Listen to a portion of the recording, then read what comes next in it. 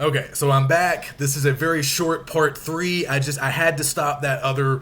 I had to stop part two before it ran too long. So again, I'm sorry for the abrupt ending, but I'll just wrap up now and summarize some of my main points. So again, that was just kind of a fun anecdote that I shared at the end of part two about sort of getting students, young students, to think about the power that they have as readers. That's really part of what the reader response approach gives us. It empowers us. It gives us a certain degree of agency that was largely denied by the new critics. But there are some limitations of the reader response approach. So we like it because it gives us a chance to make personal connections. It gives us a chance to draw on our individual experiences. That's something that Iser talks about.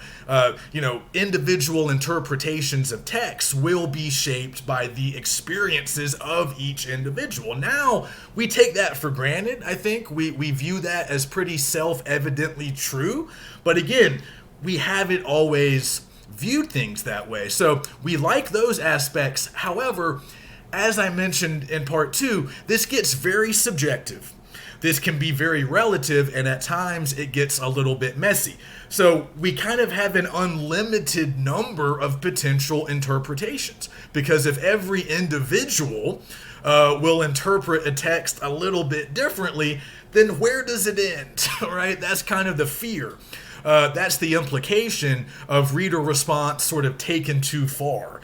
So if you remember in my intro lecture, I said that I didn't want you guys to get hung up on being right or wrong about texts. I wanted you to focus on developing good readings. And I stick with that, but there are such things as bad readings or inaccurate readings. So even though I'm a believer in most of these central tenets of the reader response approach, we do have to put in some parameters. And it's interesting to note how a lot of the reader response critics did that, and they point this out in the book. They place some limits by talking about the virtual reader, or the implied reader, or even the ideal reader. And the reason that they're talking about these potential readers is, well, obviously it's reader response, but also they're trying to impose certain limitations by talking about specific kinds of readers.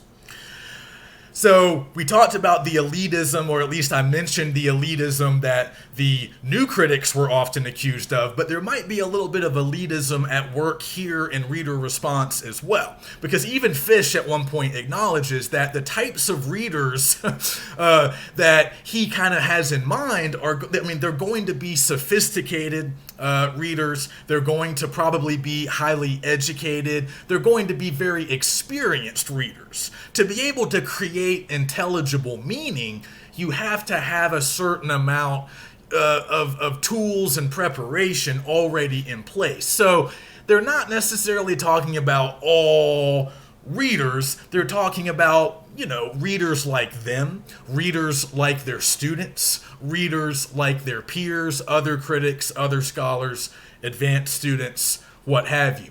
So there's still a certain exclusion that might be going on here, a sort of exclusive air that we might detect. It is more egalitarian than the formalist approach, but there is still a sense that only certain readers are going to be able to do this kind of work. Because again, remember, reader response critics don't want to ignore the text. They're still going to practice some of those formalist techniques. They're still going to be analyzing, in many cases, metaphor, irony, sources of tension, all of those things we talked about, external form. They're not ignoring that stuff. They still want to analyze that stuff, but they want to see how that stuff affects the reader.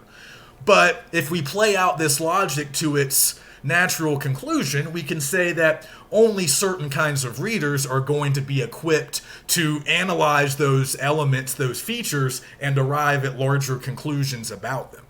So, Yeah, I mean, that's kind of true. And we're kind of learning how to do some of this work now. I mean, part of what happens in a lot of college English classes, lit classes in particular, is sort of training. Students are getting trained to do this kind of work that you need to do in order to be the best kind of reader, or at least the reader capable of creating your own meaning.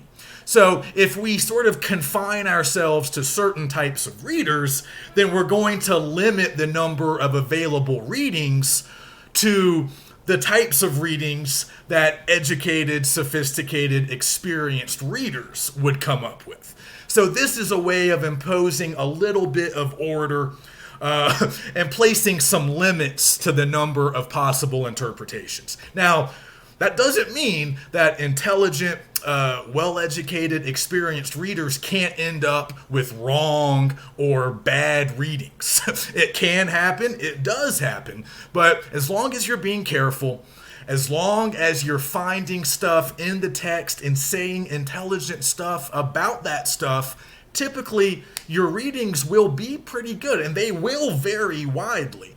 But we have a tolerance and an acceptance and a big tent for a lot of different individual interpretations, but you do have to follow, you need to use certain techniques, you need to be trained to a certain extent, and you need to be basing your findings on things that are actually in the text. So again, we're not leaving the formalists entirely. We need to read that text closely and pick out specific things in there to discuss, to analyze, and to arrive at conclusions about. And as long as we're doing that in a sort of, in a good faith, rigorous way, then yeah, we have a lot of room for our own individual interpretations. Okay, so that's it. I'm signing off now. I will see you guys in week 4 for the week 4 lecture, and hopefully I'll have this video issue ironed out so we don't have to have so many different parts. Please email me if you have any questions about what we're covering this week. Some of this stuff is kind of difficult. And if, my lecture hasn't helped, if reading the chapter hasn't fully done it, then get in touch with me. Let's talk. Otherwise, I'll see you next week.